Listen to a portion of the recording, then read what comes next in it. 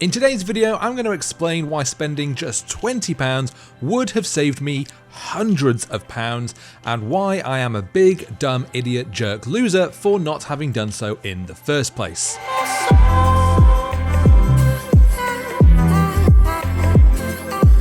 So what I'm talking about are filters, in particular UV filters, like this one right here, which are most commonly used basically as protectors for the front element of your lens.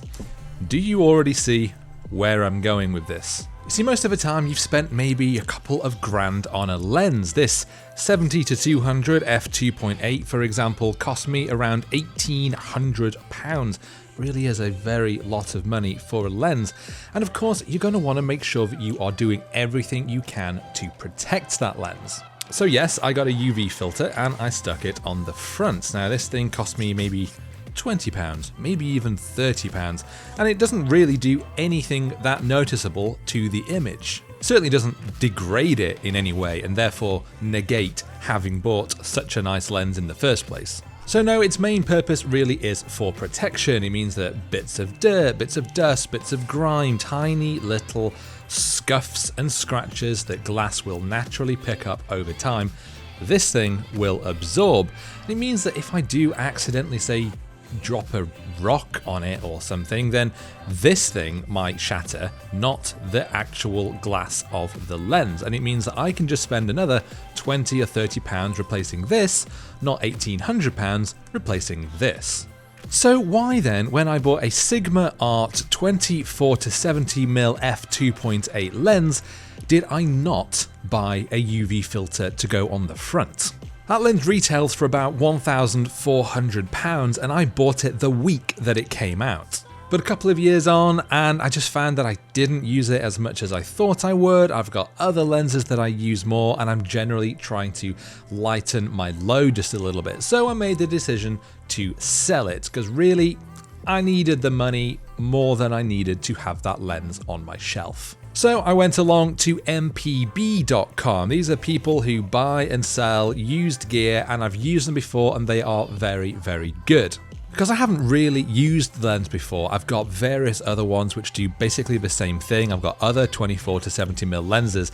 This hasn't been used more than a handful of times, so I knew that it was basically pristine except for one thing.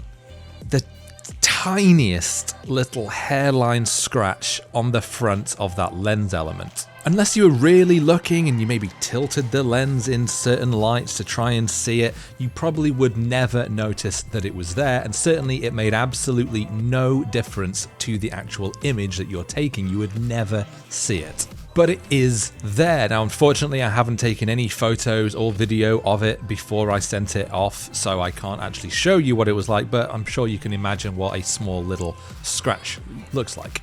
But because I knew it was there, and because I didn't really think it was much of a big deal, I put the quality as excellent rather than like new. Now, MPB's original offer for the lens was around £700, which is less than RRP of course, but considering they also send a courier to come and pick it up, they do all of the legwork. I don't need to think about taking photos of it, listing it on eBay, having to deal with private people, having to deal with money transfers and posting it myself during COVID and battling with post office queues. So really I was kind of happy to pay for that convenience, and £700 right now seemed like a really good amount of money. So I agreed to that, they picked the lens up and off it went to their headquarters. However, I then got an email saying that the lens had been checked, and because of that little scratch on the front, its quality had been downgraded from excellent, that I'd put it as, to well used, and in so doing that lopped about £200 off the price they were willing to give me. Now, just to be clear at this point, I am not having a go at MPB. They are absolutely correct in that a scratch on a lens does devalue it. I would not buy a scratched lens, although apparently I'm quite happy to try and sell one. So I'm not annoyed at MPB. I'm not annoyed that they've come back to me and said, actually, no, we're not giving you this much money. We're going to give you this much instead. They are right to do so because the scratch does exist. The person that I am annoyed at is myself for not taking such a cheap, easy, basic step on the day I got that lens. If I had, I would have saved myself hundreds of pounds now. So if you don't have these cheap protective filters on your lenses, then for the love of God, go and get some before it's too late. It really does only take that one drop of a lens, that one time your tripod head accidentally bashes against it, or one little scratch as you put it inside your bag and maybe it scrapes against the zip, and that's it. Like, not only could it spoil your image, but it will completely devalue the lens if you ever want to sell it on. And when these are so cheap, really there is no excuse to not do that. Lenses are expensive, we all know that, and they are investments, and investments are worth protecting. If you haven't taken my advice on any of my other videos on my channel, if you're not listening to a word I've said about how to take photos or how to edit photos, please at least take on this one tip. Get these and use them.